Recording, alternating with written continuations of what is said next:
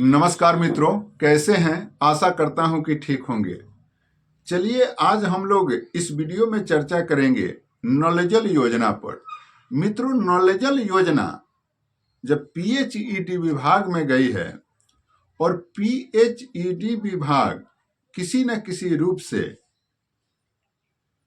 नल जल योजना को चलाने का प्रयास कर रही है या अधूरे पड़े नल जल योजना को ठीक ठाक करके चलाने के फेर में पड़ी हुई है और पीएचईडी विभाग का क्या योजना क्या क्रियाकलाप है, इन बातों पर हम लोग इस वीडियो में चर्चा करेंगे।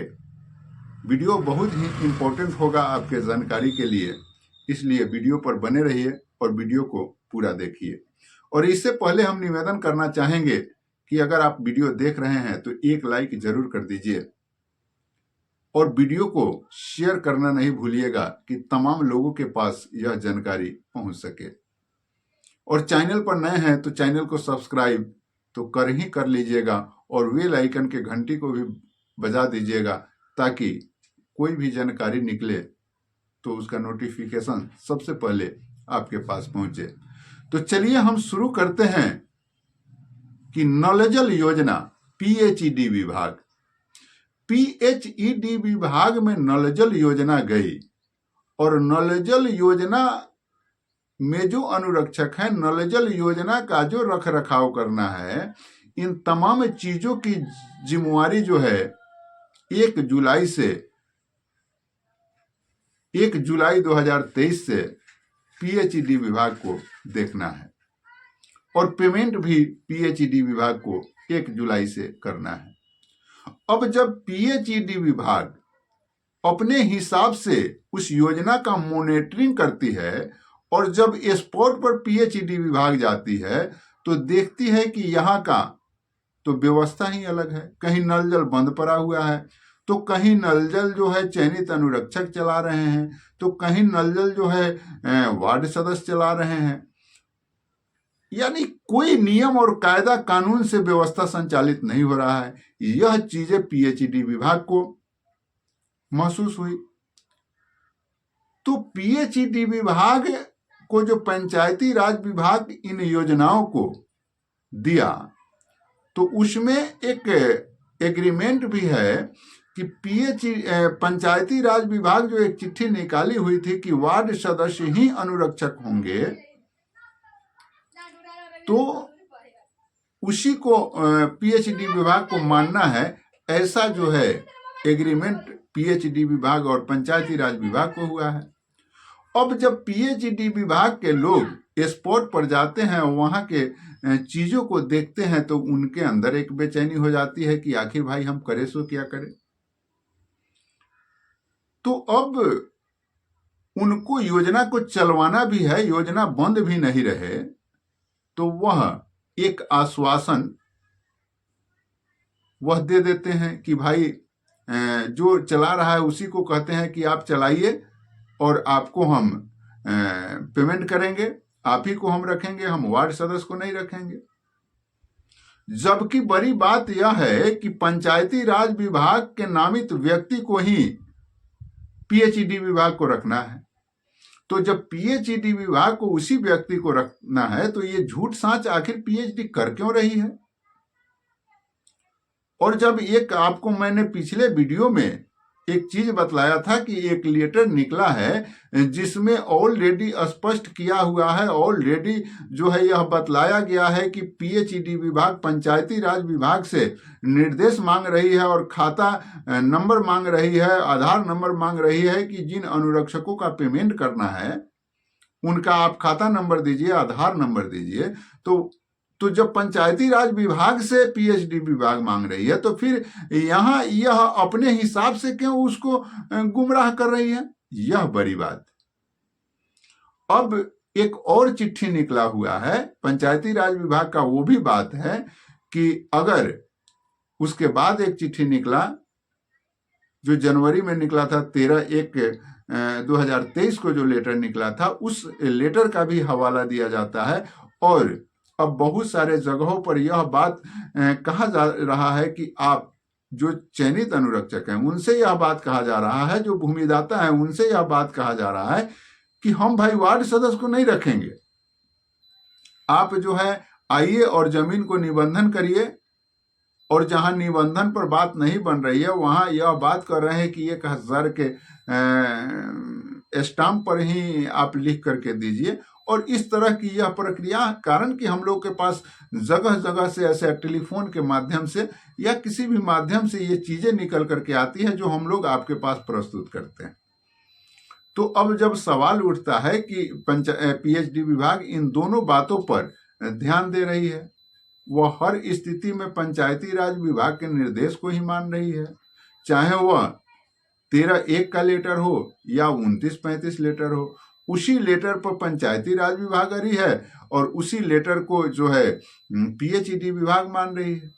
तो जब इन चीजों को मान रही है तो फिर वो चयनित अनुरक्षकों को किस हिसाब से, कभी लॉग बुक कहीं दे दिया जा रहा है, कहीं कहा जा रहा है कि आप हाजिरी बनाइए, आप ही को पेमेंट किया जाएगा, और फिर कहीं यह शपथ पत्र लिया जाता है कि आप विभाग से पैसा नहीं मांग सकते हैं, आप जो है सरकारी नौकरी की दावा नहीं कर सकते हैं। इन तमाम चीजों की जो खेला चल रहा है पूरे सिस्टम में, आखिर यह खेला का रुकाव कब होगा? आखिर इस खेला का मोहरा कौन होगा? तो इन तमाम खेलों का मोहरा या तो वार्ड सदस्य को होना है या तो अनुरक्षक को होना है। और वार्ड सदस्य को मोहरा क्या होना है? कारण कि वार्ड सदस्य हर पंचवर्षीय योजना होता है, 5 वर्षों पर चुनाव होना है, और वैसे ही वार्ड सदस्य को सरकारी, अगर नल जल चलाते भी हैं तो सरकारी नौकरी नहीं हो पाती है। एक आक्रोश में कहिए, एक भाव में कहिए, तो यह भले ही वार्ड सदस्य तैयार हो गए हैं, लेकिन 2000 रुपये के मानदेय पर वार्ड सदस्य ही नल जल को चलाए, ये चीज कहीं से गले नहीं उतरती। लेकिन अनुरक्षकों में यह भाव है कि यह 2000 रुपया नहीं, इस तरह से बहुत सारी नौकरियां मिली है, जैसे शिक्षा मित्र का ही नौकरी हुआ, चाहे ऐसे तमाम तरह की बातें आई हैं जो कम मानदेय पर तैयार हुआ है और उसे जो है आगे चल के परमानेंट कर दिया गया है। लेकिन ये चीज तो वार्ड सदस्य के साथ नहीं हो सकती है, ये चीज तो संभवतः चयनित अनुरक्षक के साथ ही हो सकती है। और चयनित अनुरक्षक का जो हाई कोर्ट में अगर केस जा रहा है तो जज साहब भी इन चीजों को देख रहे हैं और कहीं ना कहीं से गुमराह कर दे रहे हैं, कहीं ना कहीं से बात को पलट दे रहे हैं कि थोड़ा सा और समय जाए, लेकिन अनुरक्षक के खिलाफ में उनसे फैसला नहीं दिया पा रहा है, क्योंकि अनुरक्षकों का राइट अगर नहीं झलकता तो जज साहब 1 मिनट में उस केस को खारिज कर देते, जिस तरह से वार्ड सचिव के केस को खारिज कर दिए थे। तो कहीं ना कहीं से जज साहब को भी अनुरक्षकों का राइट दिखाई दे रहा है।